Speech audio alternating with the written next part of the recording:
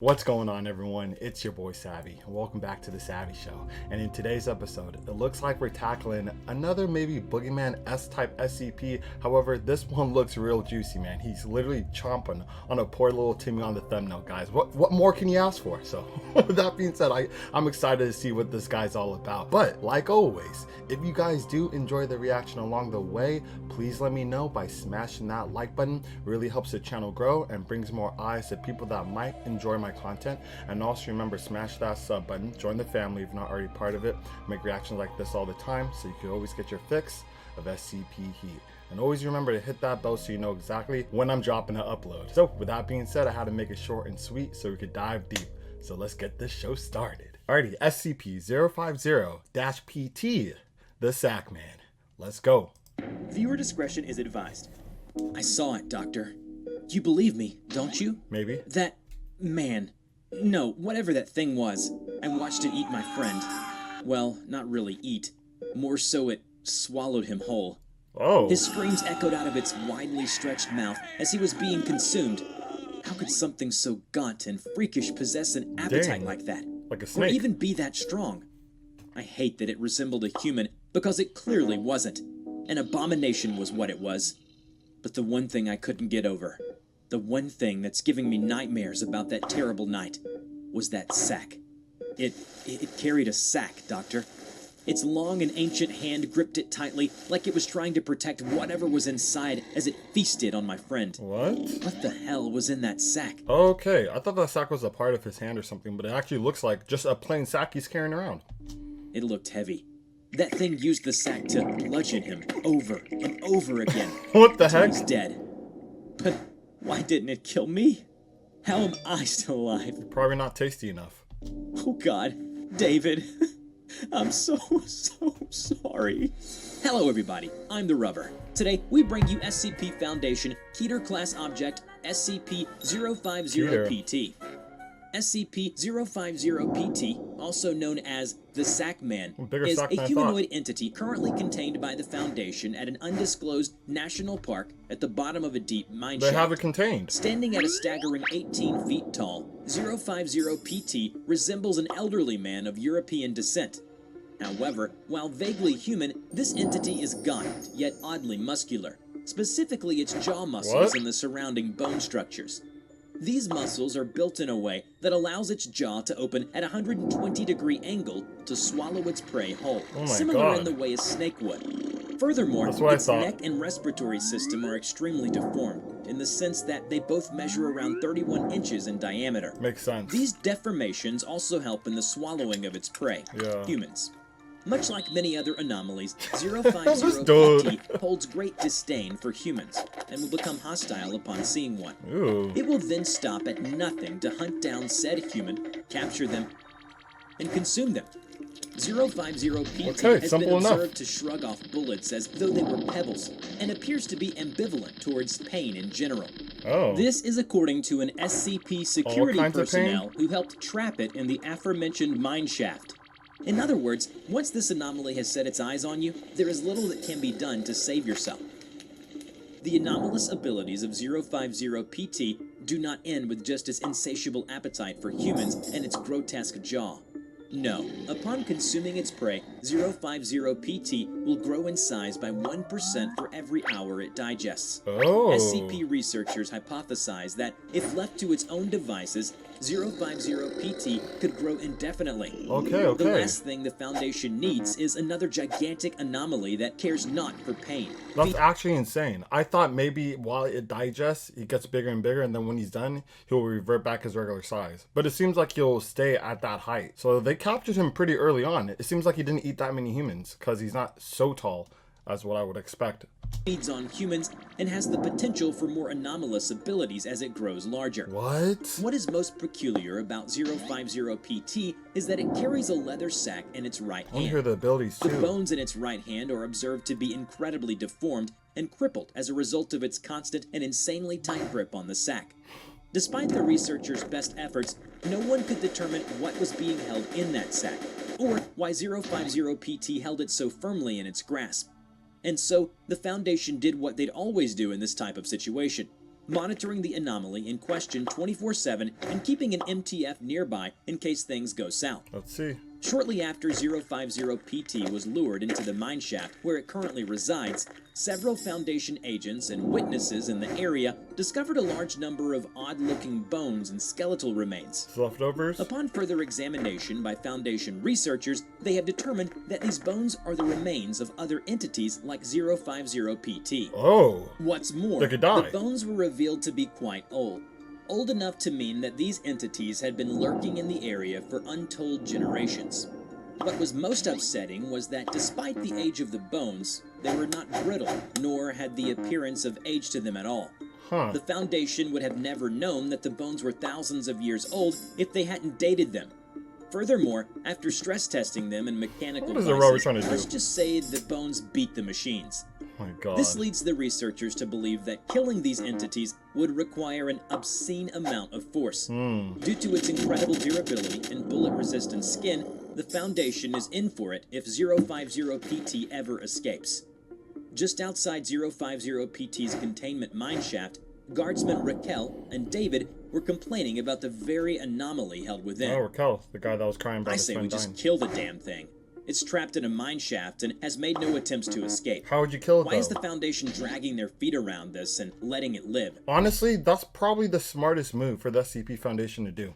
Because we can see that other entities similar as the Sackman already died. Like, they're dead. Their bones are scattered there. So, for some reason, if you just leave them alone, maybe with just, like, time passing, they'll just grow old and die, like regular people. Maybe it's that simple. That's what I would do. I'll just lock them up and keep them there and let them just all die out. Unless they could reproduce. That would be a problem. So that they can experiment and run more of their little tests? I mean, sure, bullets and conventional weaponry don't do anything against it, but come on. Don't we have plenty of firepower on standby in some warehouse or something?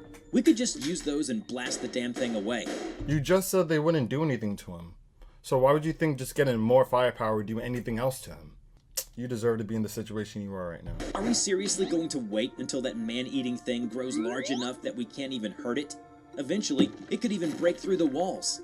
David said and nodded furiously. How though? He's not eating. Seriously, what is the O5 Council doing? I have to admit, sometimes I think the Foundation should act a little more like the Global Occult Coalition. There are some things that we just cannot let live. You better be quiet. Or live long Don't- enough don't that they talk too become a loud. threat. I don't care if the Foundation fires me for saying all of this.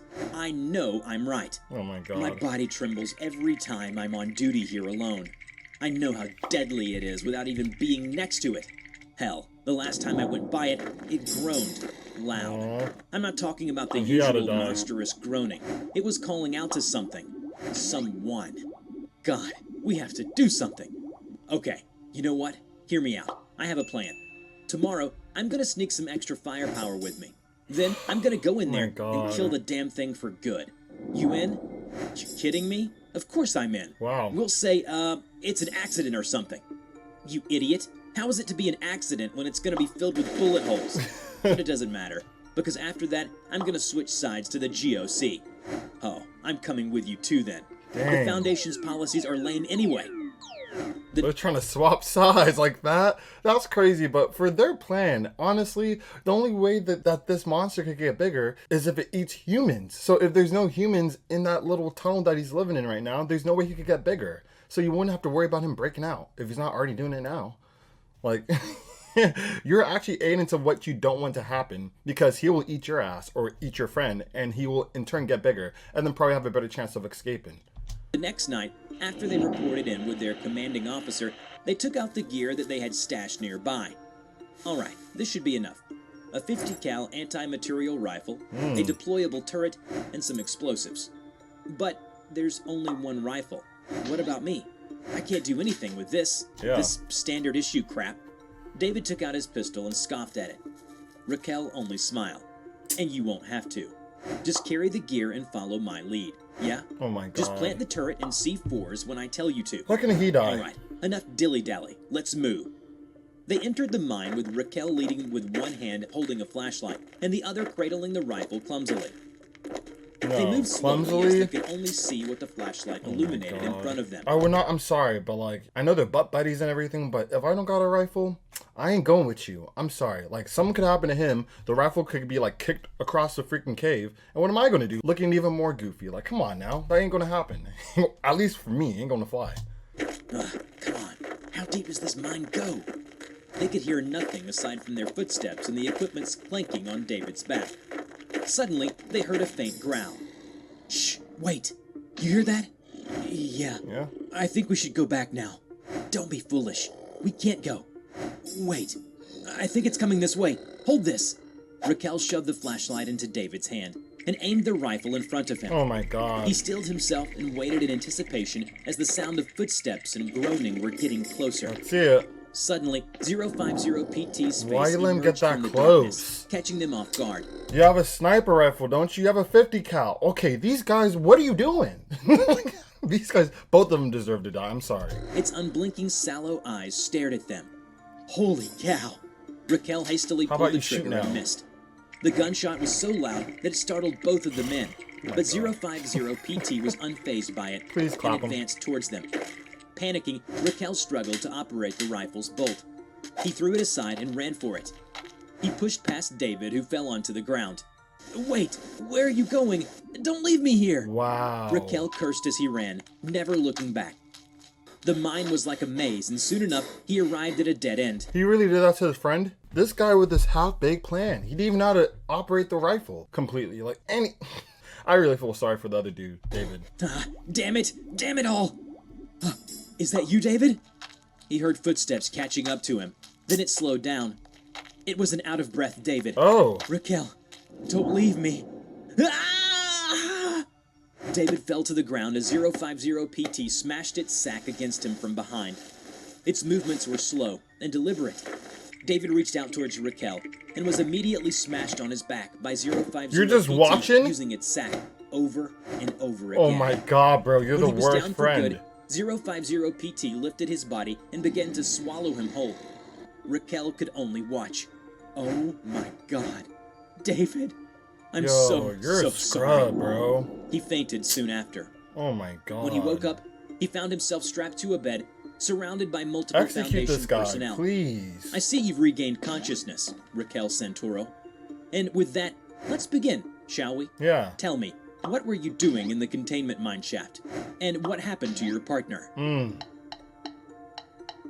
Remember? I hope they execute him. Well, hope they kick him out of the Foundation and then execute him. Like, this is ridiculous, bro. He's such a horrible friend. But with that being said, I actually enjoyed this SCP. It was kind of cool. There's a lot of things I want to find out more about. One, what are some of the powers that he could actually tap into if he gets bigger? And what is in that sack? Is it really like we don't know anything and it's the same in the file as well? At all? No hints, no clues? Like, I really want to know. But anyway, if you guys have any answers to the questions I have, let me know in the comment section below. And also let me know what you guys thought about this SCP. And if you enjoyed the reaction, smash that sub button and smash that like button. Let's try to get 100 likes on this one if we can. And also remember, hit that bell so you do not miss an upload. And unfortunately, that concludes today's fire ass episode. However, I'll catch you guys on the next one.